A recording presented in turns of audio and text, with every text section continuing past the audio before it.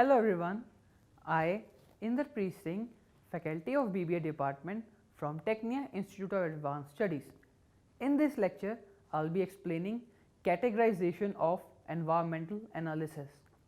Environmental analysis is a process to identify all internal and external elements which can affect the organization's performance. The environment may be classified into two broad categories.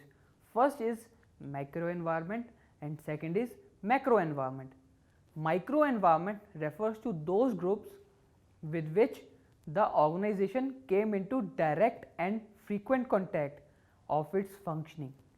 Micro environment consists of the following. First is customers. They are the people who pay money to buy our goods and services.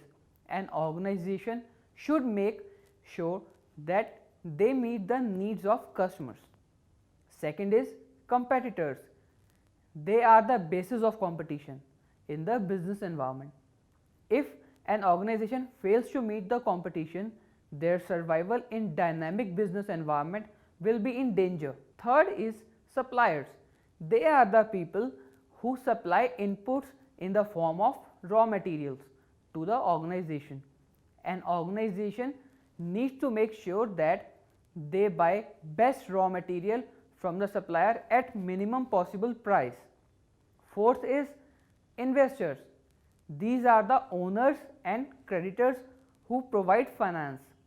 They are in the form of shareholder, debenture holders and banks. And last is distributors. These are the agents, wholesalers and retailers who distribute and sell the organization's product and services. Now I will be explaining macro environment. Macro environment refers to the forces which indirectly influence all business firms. The main element of business environment are: first is economic environment. It consists of those factors related to the means of production and distribution. Components of economic environment are economic planning, economic policies and economic system of the country. Second is political and legal environment.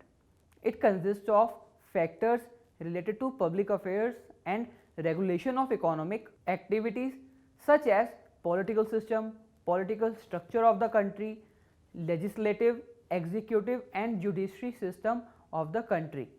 Third is socio-cultural environment. It consists of factors related to society, its customs, traditions, belief and values. Fourth is technological environment.